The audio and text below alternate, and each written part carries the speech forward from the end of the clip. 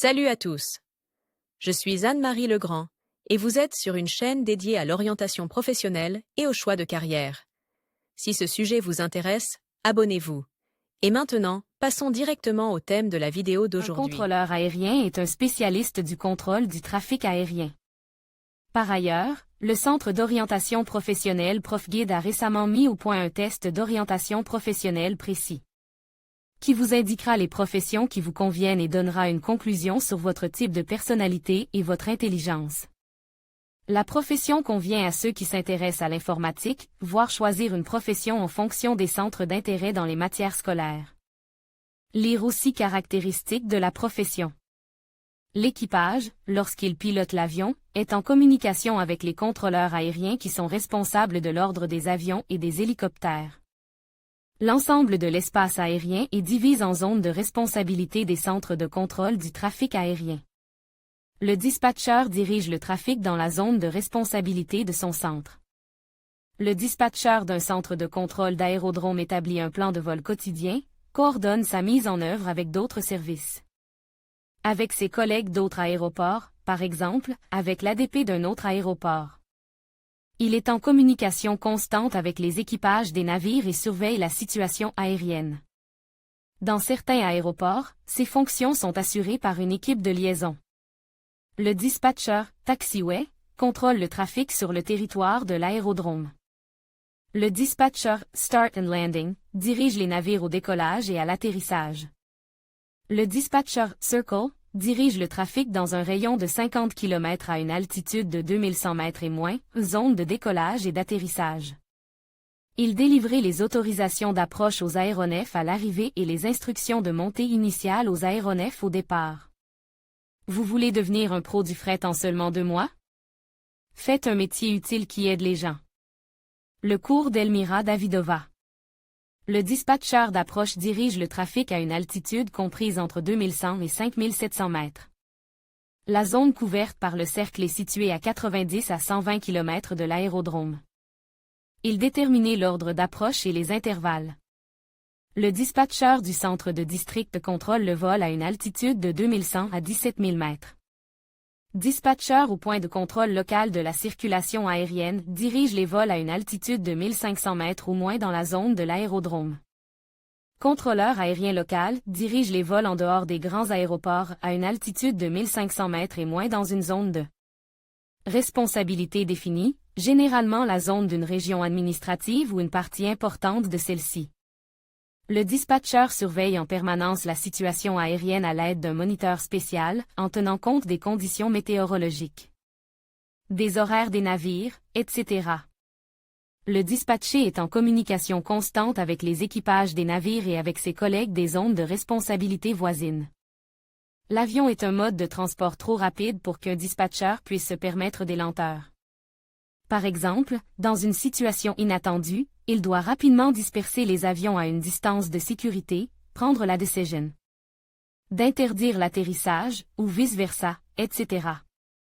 De plus, un dispatcheur peut avoir jusqu'à 20 avions en même temps. Comme il n'a pas le temps de réfléchir longtemps à la situation, toutes les actions du dispatcheur sont strictement réglementées. Le travail du dispatcheur est organisé de manière à minimiser autant que possible les erreurs de pilotage.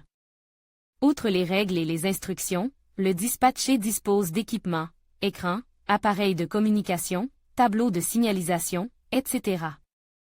Il reçoit également des informations des services météorologiques et utilise des informations de référence. Il reçoit également des informations des services météorologiques et utilise des informations de référence. Tout dispatché sait que ces mauvaises décisions peuvent entraîner des catastrophes et des pertes de vies humaines. Une grande responsabilité, un volume de travail important, une grande rapidité de décision, tout cela se traduit par une tension nerveuse accrue. Un contrôleur aérien de l'aéroport de Miami s'est endormi alors qu'il était en service de nuit, a rapporte l'Associated Press samedi, 16 avril 2011. L'incident s'est produit au samedi matin. 12 autres personnes travaillaient dans le bureau de dispatching pendant ce service de nuit, et l'une d'entre elles a signalé que un collègue s'était endormi. Selon les premiers résultats de l'enquête, le dispatcheur n'a manqué aucun signal radio provenant d'un avion, de sorte que l'incident n'a aucunement affecté les opérations de l'aéroport. Toutefois, le dispatcheur qui s'est endormi pendant son service a été suspendu. Cela s'est déjà produit dans des aéroports du Texas, du Nevada, du Tennessee et de Washington. Il y a quelques jours, une inspection nationale des services de contrôle aérien a débuté aux États-Unis et le chef des contrôleurs aériens américains, Hank Krakowski, a démissionné. La direction de l'administration fédérale de l'aviation américaine a déjà déclaré qu'elle devrait annuler la pratique du service de nuit unique et revoir les horaires de travail des contrôleurs aériens. Lire aussi avantages et inconvénients. Le travail d'un contrôleur aérien approach est particulièrement difficile en termes de charge émotionnelle. La profession de contrôleur aérien est l'une des professions les plus dangereuses et les plus responsables en matière de technologie et de vies humaines, et du point de vue de la psychologie, le plus grand intérêt est l'aspect émotionnel. Le service de dispatching fonctionne 24 heures sur 24, et les dispatcheurs effectuent leur quart de travail. Cette situation, ainsi que la tension nerveuse, peuvent être attribuées aux inconvénients de la profession. Toutefois, ces difficultés sont compensées par le sentiment de satisfaction du travail bien fait et la prise de conscience de son caractère indispensable. Parmi les avantages de la profession figure le droit à la retraite anticipée.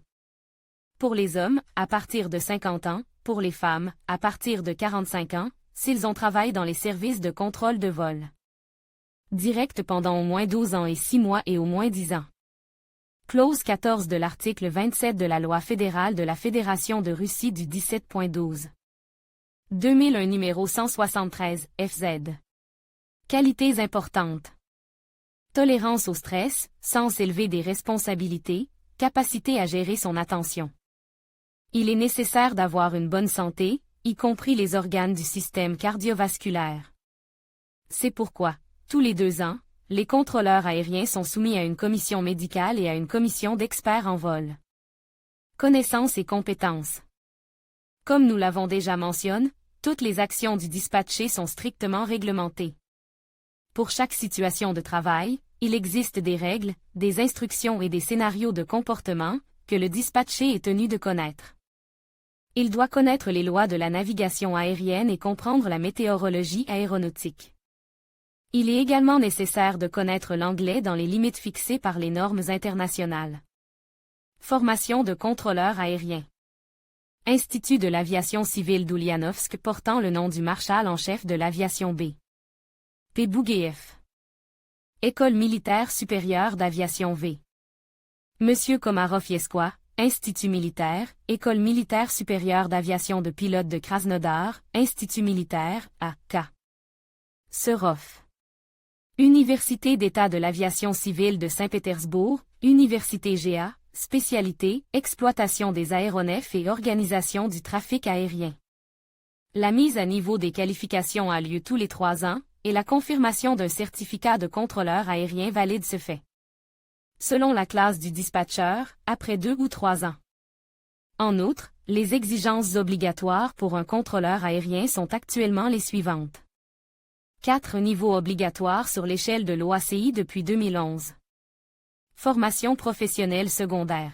Collège technique de l'aviation civile de Krasnoïarsk, branche de Khabarovsk du Collège technique d'aviation de Krasnoïarsk spécialité, contrôle du trafic aérien.